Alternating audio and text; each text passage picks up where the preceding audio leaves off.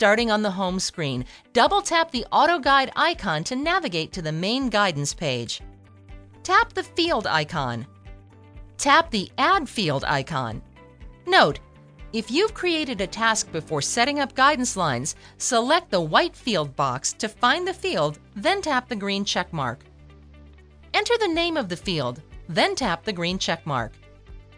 Next, you will create a guidance pattern. Tap the Add Wayline icon. Select the type of wayline you would like to create. For this example, we've selected A+ angle. Tap the green check mark. Enter the angle that suits your harvesting need. For this example, we've chosen 273 degrees. Tap the green check mark. Position the machine at the location you would like to establish the wayline and select the A icon. A screen will appear acknowledging that wayline planning completed successfully. Tap the green check mark. Press the Auto Guidance Engage button on the multifunction handle to engage the machine on the established wayline.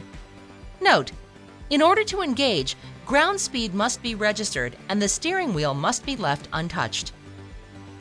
The active line will appear darker than the other lines in the map quadrant and the guidance icon will turn green to show the guidance system is engaged.